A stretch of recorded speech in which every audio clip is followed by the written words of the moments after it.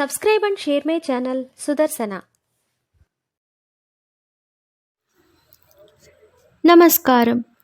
శ్రీమద్ భగవద్గీత 13వ అధ్యాయము క్షేత్రజ్ఞ విభాగ యోగము నుండి శ్లోకములను నేర్చుకుందాం. ఓం శ్రీకృష్ణ పరబ్రహ్మణే నమః. శ్రీ గురుభ్యో నమః.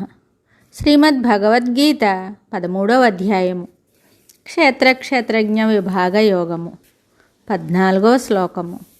శ్రీ భగవానువాచ సర్వతః పాణిపాదం తత్సర్వతోక్షిశిరోముఖం సర్వతః శృతిమల్లోకే సర్వమావృత్య తిష్టతి. సర్వతః పాణిపాదం తత్సర్వతోక్షి శిరోముఖం సర్వతః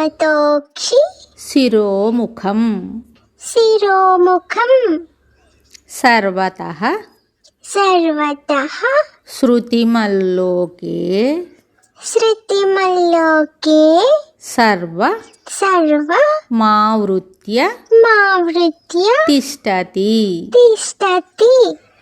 సర్వతః పాణిపాదం తత్సర్వతోక్షి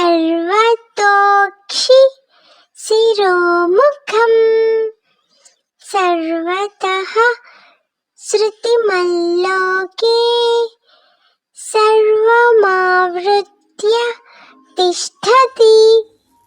ఈ శ్లోకమునకు భావము అది అనగా ఆ బ్రహ్మము ఆత్మ అంతటను చేతులు కాళ్ళు కలదియు, అంతటను కన్నులు తలలు ముఖములు కలదియు, అంతటను చెవులు కలదియునై ప్రపంచమునందు సమస్తమును ఆవరించి వ్యాపించుకొని ఉన్నది.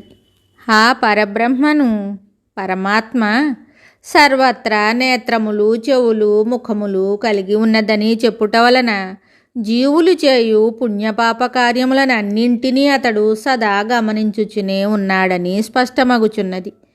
ఈ సత్యమును తెలుసుకొనినచో ఇంకా పాపకృత్యములను ఎవడు చేయగలుగును?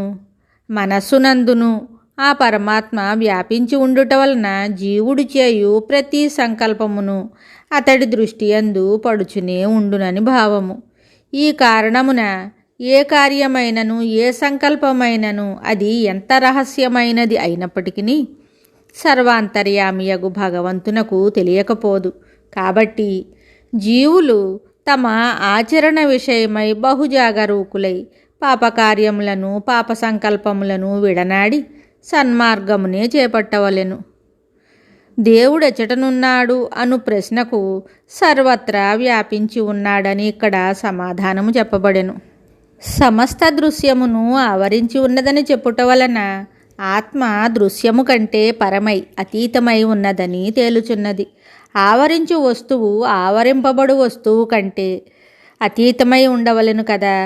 దృగ్వస్తువగు ఆత్మ దృశ్యమునందంతటను ఆవరించి తన యందు ఉంచుకొనినది, తన గుప్పిటయందు పెట్టుకొనినది. కాబట్టి అల్పమగు దృశ్యమును ఆశ్రయింపక మహత్తరమగు దృగ్వస్తువుని పరమాత్మనే ఆశ్రయించవలెను.